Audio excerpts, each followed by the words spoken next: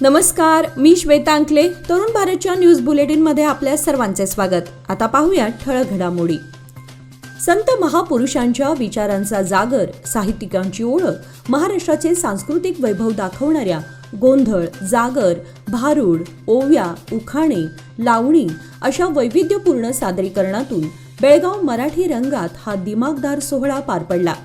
6वे अखिल भारतीय मराठी साहित्य संमेलनातून गीतांनी शहरातील मराठा मंदिर सभागृहात चैतन्य पसरले. साहित्य संमेलन अध्यक्ष ज्येष्ठ साहित्यिक पानिपतकार विश्वास पाटील हे होते, तर उद्योजक अप्पासाहेब गुरव यांच्या हस्ते संमेलनाचे उद्घाटन झाले. प्रारंभी वाजत गाजत आणि विठ्ठल नामाच्या गजरात ग्रंथ दिंडी लक्षवेधी ठरली. त्यानंतर सुप्रसिद्ध साहित्यिक डॉक्टर संजय कळमकर यांचे साहित्यानंद या विषयावर व्याख्यान झाले. त्यानंतर अनेकांकडून मराठी भाषेसंदर्भात मनोगत व्यक्त करण्यात आले. त्याचा लाभ ग्रामस्थांनी मोठ्या संख्येने उपस्थित राहून घेतला. शहरातील रामदेव गल्ली येथील राम मंदिरात श्रीराम जन्मोत्सव सोहळा उत्साहात साजरा करण्यात आला. श्रीराम नवमीनिमित्त बेळगाव शहर, उपनगर तसेच ग्रामीण भागातील विविध श्रीराम मंदिरात श्रीरामाचे दर्शन घेण्यासाठी पहाटेपासूनच भक्तांनी गर्दी केली होती. संपूर्ण शहर श्रीराम जय राम जय जय राम नामघोषामध्ये दुमदुमले होते. सर्व श्रीराम मंदिराचे रंगरंगोटी करून रंगीबेरंगी विविध प्रकारच्या फुलांनी सुशोभीकरण करण्यात आले होते. विद्युत रोषणाईने आकर्षक बनवण्यात आले होते. पहाटेपासून श्रीराम जन्म सोहळा कार्यक्रमास सुरुवात करण्यात आली. बेळगाव रामदेव गल्लीतील श्रीराम मंदिर, केळकर बागेतील काणे महाराजांचे श्रीराम मंदिर तसेच शहरातील ठिकठिकाणी असलेल्या श्रीराम मंदिरात रविवारी श्रीराम जन्मोत्सव सोहळा उत्साहात व मंगलमय वातावरणात भक्तिभावाने साजरा करण्यात आला. पहाटे श्रीराम मूर्तीला महाअभिषेक करण्यात आला.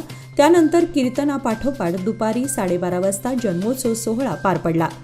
हजारो भक्तांनी प्रसादाचा लाभ घेतला. जीवनावश्यक वस्तू आणि सेवांचे दर वाढवल्याने राज्य सरकारच्या निषेधार्थ भाजप उद्या 7 एप्रिलपासून राज्यव्यापी जन आक्रोश यात्रा काढणार आहे. भाजप प्रदेशाध्यक्ष BY विजयेंद्र यांनी पत्रकार परिषदेत ही माहिती दिली आहे. राज्य सरकार विरोधात पहिल्या टप्प्यात 7 रोजी म्हैसूरमध्ये केंद्रीय मंत्री प्रल्हाद जोशी जन आक्रोश यात्रेला चालना देतील.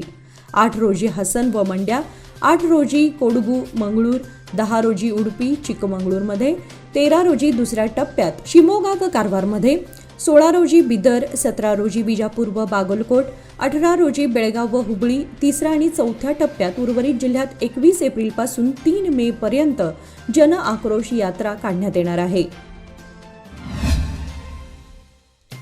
बेळगाव परिसरात काजू खरेदीचा हंगाम सुरू झाला असून यंदा शेतकऱ्यांना ₹155 प्रति किलो भाव मिळत आहे, जो गेल्या वर्षीच्या तुलनेत लक्षणीय वाढ दर्शवतो. गतवर्षी याच काळात काजूचा दर ₹105 प्रति किलो होता, तर यंदा प्रति किलो ₹50 वाढ झाली आहे. यामुळे शेतकऱ्यांमध्ये समाधानाची लाट दिसत आहे. यंदा काजूचे उत्पादन कमी असल्याने बाजारात पुरवठा मर्यादित आहे, त्यामुळे भावामध्ये सुधारणा झाली आहे. याशिवाय स्थानिक काजूची मागणीही वाढली आहे. बेळगाव, चंदगड, गोवा, कोल्हापूर आणि सांगलीतील व्यापारी आणि कारखानदार येथे खरेदीसाठी उपस्थित आहेत. बेळगाव वेंगुर्ला मार्गावरील हिंडलगा ते सुळगा पर्यंतच्या चौपदरीकरणाचे काम संथ गतीने सुरू आहे.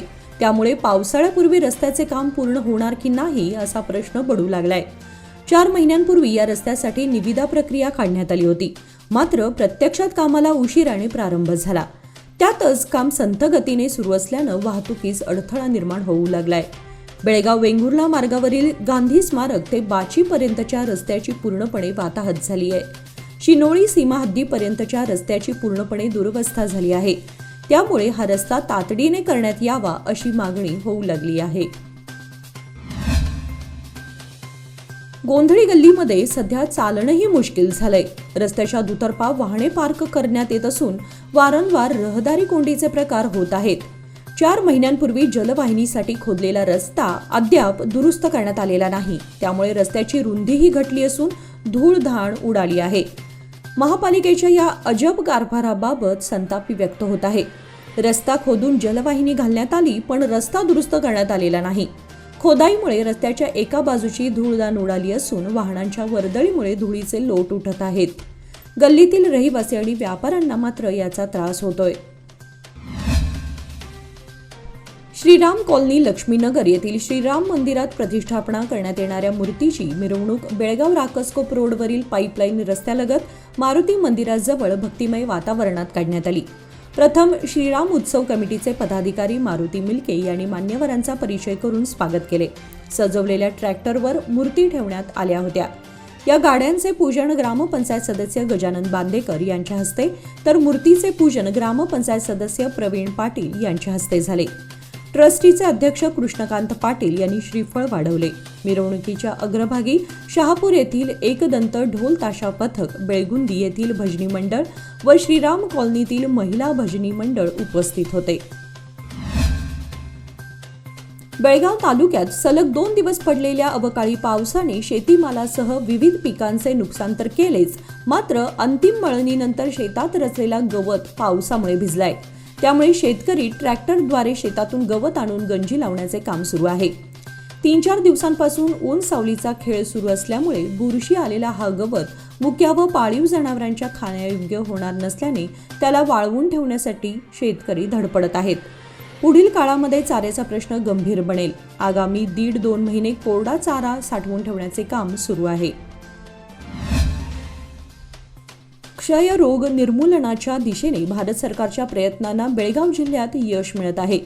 जिल्ह्यातील एकूण 5,380 ग्रामपंचायतींपैकी 172 ग्रामपंचायती आता क्षयरोग मुक्त झाल्या आहेत, अशी माहिती आरोग्य विभागाकडून नुकतीच जाहीर करण्यात आली आहे. जिल्ह्यात 2003 पासून राष्ट्रीय क्षयरोग निर्मूलन कार्यक्रम अंतर्गत काम सुरू आहे. आतापर्यंत 1,37,000 रुग्णांची तपासणी करून त्यांना उपचार उपलब्ध करून देण्यात आले आहेत.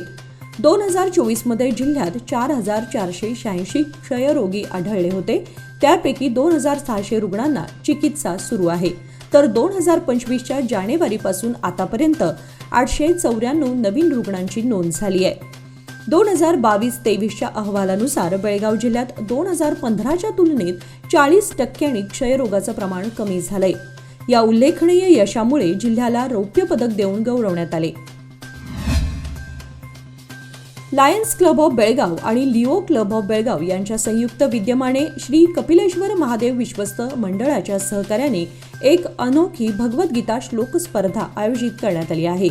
ही स्पर्धा 15 एप्रिल ते 27 एप्रिल 2025 या कालावधीत दररोज सकाळी 6:30 ते 8 या वेळेमध्ये श्री कपिलेश्वर मंदिर बेळगाव येथे घेण्यात येणार आहे.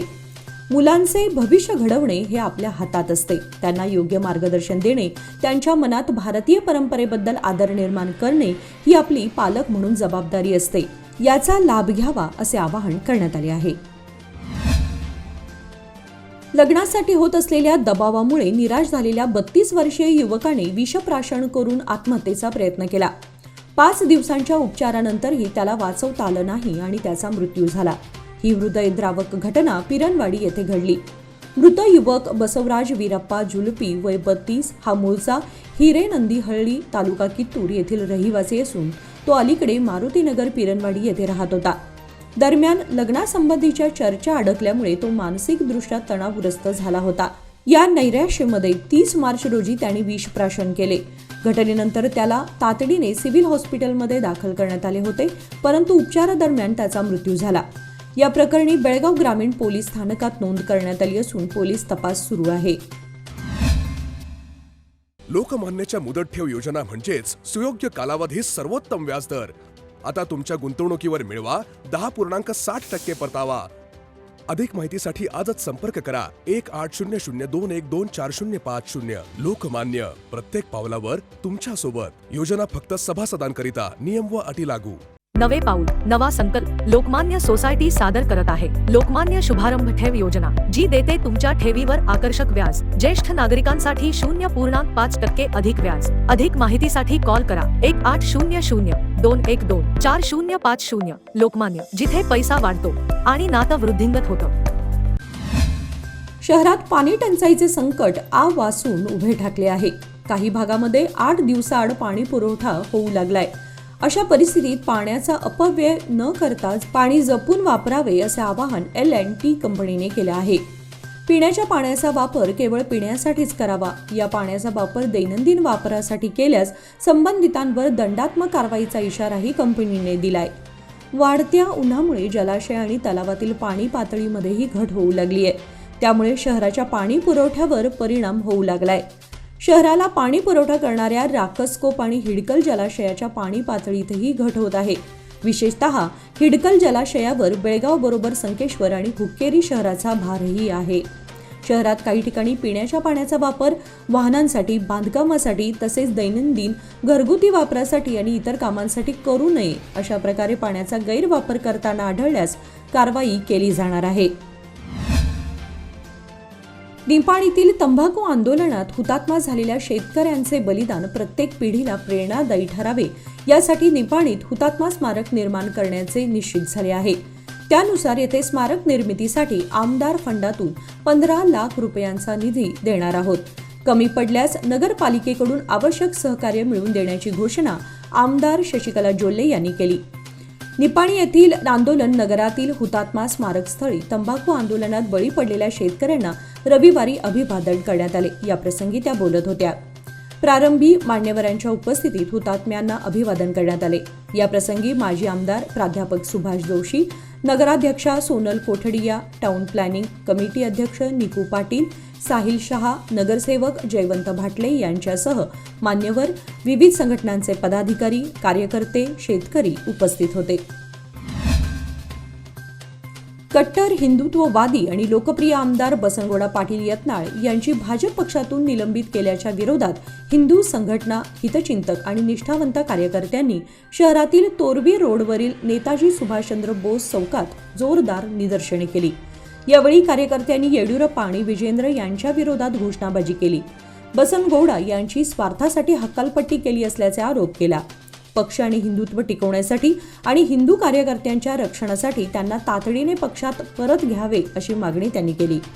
यावेळी महंत गौडा पाटील, श्रीशैल बुक्कानी, चंद्रशेखर पतंगी, सदाशिव दाशाळ, IB पाटील यांच्यासह अनेक ज्येष्ठ तरुण कार्यकर्ते, समर्थक उपस्थित होते.